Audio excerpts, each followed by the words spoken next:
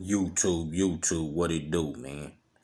Y'all know the motto. If you can, go over there, hit me with a like, which is the thumbs up, and that'll let me know we sending our stuff. This right here, my homegirl had asked me, how was our turf, or how did I feel or view the A-Tray Gangsta Crips? Well, how I seen the A-Tray Gangsta Crips, and did my turf ever have a full-fledged out thing with the A-Tray Gangsters? Well, the turf, homie, we was the Inglewood neighborhood power rules, homie. One thing about the turf, dog, a lot of people might not have gravitated to holler at us, but a few people did. But the homies, dog, we went out our way sometime to just go holler at different people and, function with different turfs, homie, on, street-to-street combat type shit, homie. And, A-Tray Gangsta Crips, homie, was always like some down, arrogant, Crip type niggas, homie.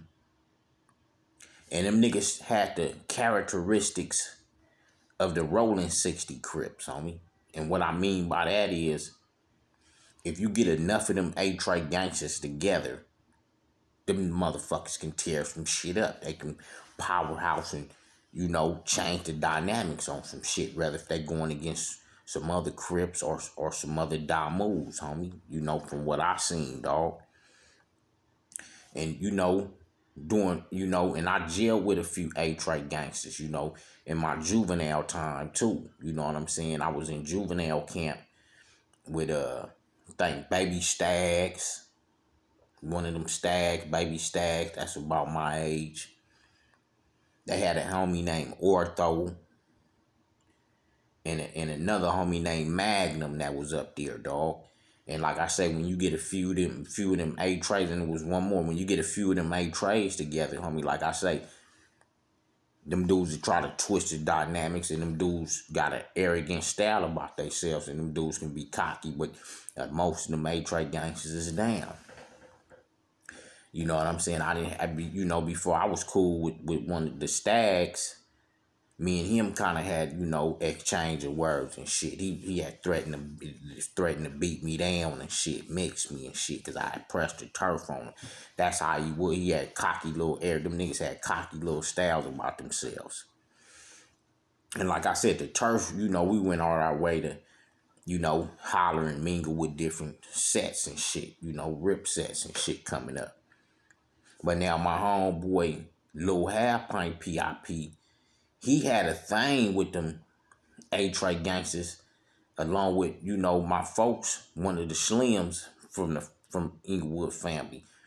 Them two had a thing, in their youth time, and then when the homeboy was here, them dudes kind of liked to function with the A-Trays and kind of, turn it up and shit, which made them dudes, wind up want to fall back to Inglewood and beef with Inglewood Bloods. You know what I'm saying? It might have not been all out, but that was my young homeboy thing, because he had been in jail, got down with them niggas and had personal altercations. So he was one of them niggas to get out of jail from having fun, and was one of them niggas that keep the shit up on the street, because it used to be niggas like that, Crip in the blood or essay, and niggas might take phase in jail, get into it with niggas, get outnumbered or whatever, and niggas they take it to the streets and, still pay homage over to the streets on this gangster shit.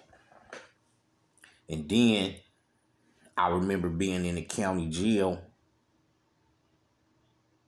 Los Angeles County Jail, with some A-Tray gangsters. This, them niggas always had a thing with them Rolling 60s, homie. So I remember one time being in the court tank, you know what I'm saying? Might have been me and somebody else, homie. And I remember them dudes came in there, they had, one of them dudes looked like he kind of been running it up. He was like a down nigga. I don't know if they got a homie out the name Hugs, one of the Hugs or something. But dude was an A-Tray gangster, homie, young A-Tray gangster, homie, you know what I'm saying? And he had a little shiner, but he was a rider through there. I heard the nigga was beating up shit. Nigga might get a lucky punch on a nigga. But anyway, I remember being in the court tank, nigga, in a few eight trays. I'm in the county jail court tank before the bus come get you. A few of them eight trays come up in there, they looking around crazy and shit. And they like, any neighborhoods in this motherfucker?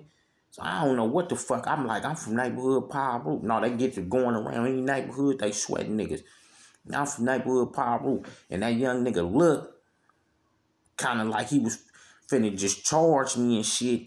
And then it's like he just got over himself like that nigga's a blood, homie. And they all, you know what I'm saying, just posted up and did their thing and shit, you know what I'm saying? But, and then another time, just before it was like platform social media, niggas used to be in the turf just telling stories about, you know, different shit and gangster shit.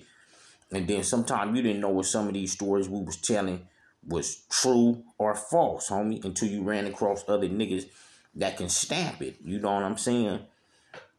So I remember my homeboy, Big Gangsta B-Rat, he telling me a story that, you know, one day he was in 60 hood and shit. You know what I'm saying?